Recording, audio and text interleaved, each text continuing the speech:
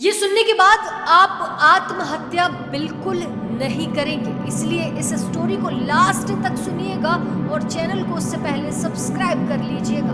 मैं जिंदा नहीं रहना चाहता, अब आत्महत्या ही एकमात्र रास्ता है। अगर मैं मर जाऊं तो सारी प्रॉब्लम सॉल्व हो जाएगी। अगर आप भी ऐसा सोचते हो तो आज की ये वीडियो आपके लिए है। मैं आपको गारंटी देती हूँ कि इस वीडियो को पूरा देखने के बाद आपकी सोच बदल जाएगी। इस बात को मैं एक कहानी के माध्यम से समझाती हूँ। एक जंगल में बहुत से हिरन बड़े आनंद से रहते थे। उन्हें जंगल में किसी तरह का भय नहीं था। एक बार किसी दूसरे जंगल से बहुत से जंगली जानवर शिकारियों के डर की वजह से उस जंगल में आ जाते हैं। अब वो जंगली जानवर रोज कुछ हिरणों को मार कर खा जाते हैं। हिरणों के सामने बहुत बड़ी समस्या आकर खड़ी हो गई थी। लगातार हिरणों की संख्या कम होती जा रही थी।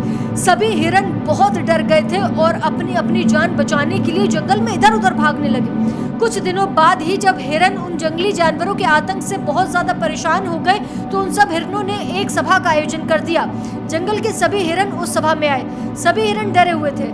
बहुत विचार करने के बाद भी उन्हें अपनी जान बचाने का कोई रास्ता नहीं सूझ रहा था। तो उन सब ने ये निर्णय लिया कि उन जंगली खुकार जानवरों के हाथ से दर्दनाक मौत से अच्छा है कि हम एक साथ किसी तालाब में डूबकर आत्महत्या कर लें। सभी हिरन इस बात के लिए राजी भी हो गए और आत्महत्या के लिए एक साथ एक बहुत बड़े तालाब की ओर चल दिए। रास्ते में उन्हें कुछ खरगोश मिले जो बड़े आराम से इधर उधर उछल कूद कर रहे थे। जैसे ही खरगोश ने इतने सारे हिरणों को एक साथ आते देखा तो वो जल्दी से इधर उधर छुप गए। हिरन इन सभी खरगोशों को देखकर कुछ सोचने लगे, लेकिन एक दूसरे को देखते हुए आगे बढ़ते गए। तालाब के पास पहुंचकर उन्होंने देखा कि बहुत से मेंढक तालाब के आसपास धूप सेक रहे थे। जैसे ही मेंढकों ने इतने ज्यादा हिरणों को एक साथ आते हुए देखा तो तुरंत डरकर तालाब में कूद गए। अब सभी हिरन इन मेंढकों को देखकर फिर कुछ सोचने लगे और एक दूसरे का मुंह देखने लगे।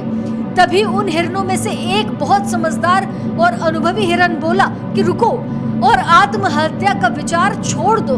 आपने देखा कि खरगोश और मेंढक हमसे डरते हैं।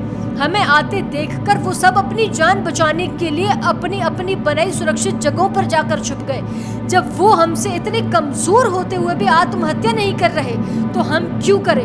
तभी दूसरा समझदार हिरन बोला, जब खरगोश और मेंढक खराब परिस्थितियों का सामना कर रहे हैं तो हम क्यों नहीं कर सकते? जैसे उन्होंने संकट आते ही उससे बचने का रास्ता खोज लिया है, हमें भी कोई ऐसी सुरक्षित जगह को खोजना पड़ेगा। सभी हिरणों ने उनकी बात मान ली और इन परिस्थितियों का सामना करने की मन में ठान ली। अब उन सभी ने जंगल में सुरक्षित जगह को खोज लिया और जहां जंगली जानवरों के आते ही वो भागकर छुप जाते थे और सुरक्षित रहते थे।